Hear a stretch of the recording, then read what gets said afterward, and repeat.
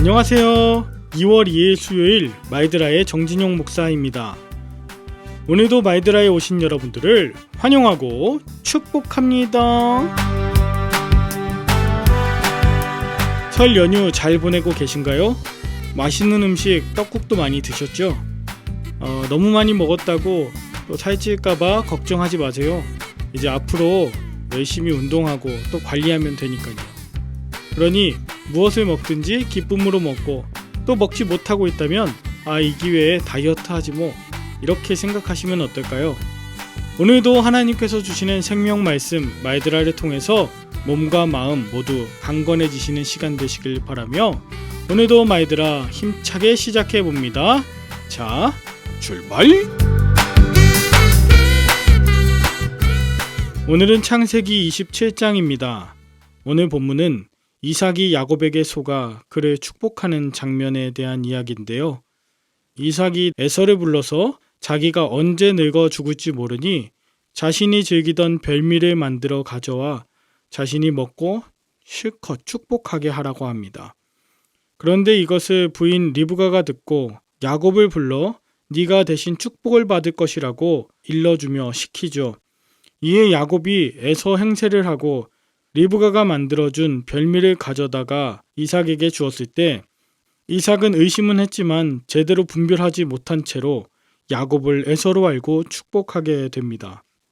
이후 사냥에서 돌아온 에서가 별미를 만들어 아버지 이삭에게로 가지고 왔지만 이미 음식을 먹고 배가 부른 이삭은 에서를 축복하긴커녕 오히려 저주를 합니다. 이에 소리를 높여 울던 에서의 분노가 가득하여 동생 야곱을 죽이려 한다는 것을 알게 되자 리브가는 야곱을 자신의 오라비 라반에게로 피신하라고 떠나보냅니다. 몇 날 동안만 그와 함께 거주하라 했지만 그것이 그들의 마지막 이별이 될지도 모르는 채로 말이죠. 이것이 창세기 27장의 내용입니다.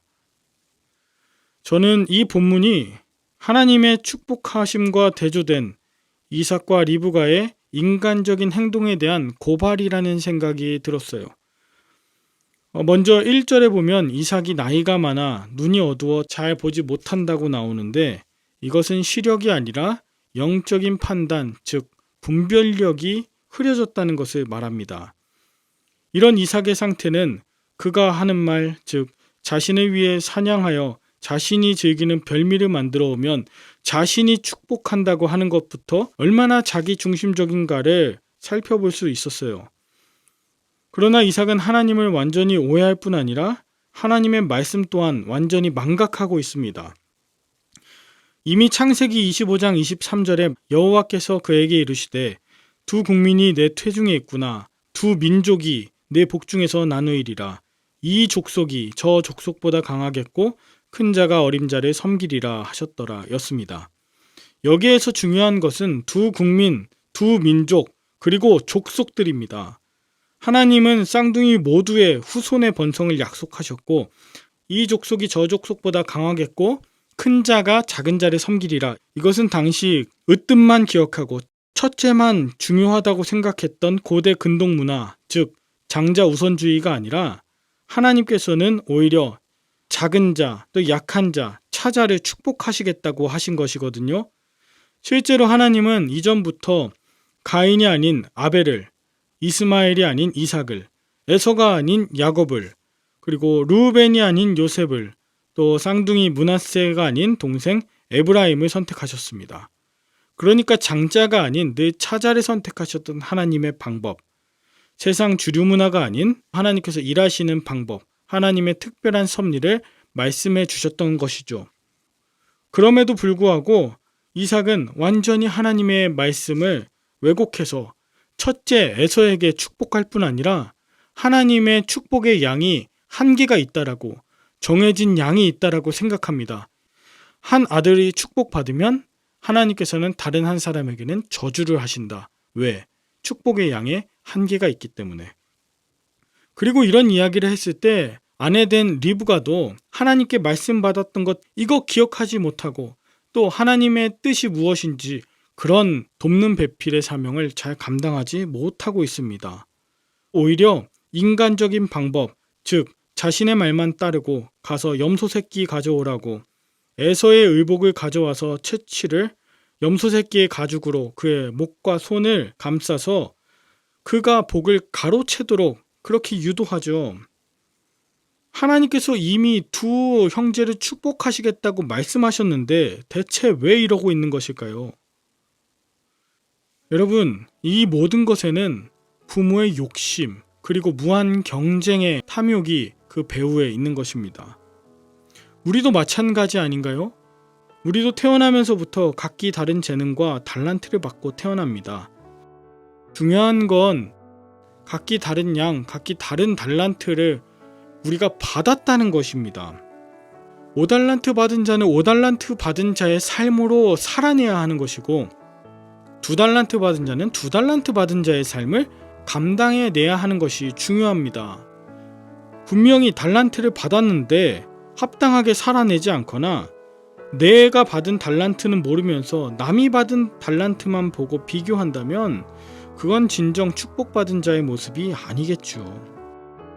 우리가 축복을 받는 건 너무 중요한데 그 축복을 어떻게 누리며 또 나누며 살까? 그렇게 살아내는 것이 더 중요한 것이죠.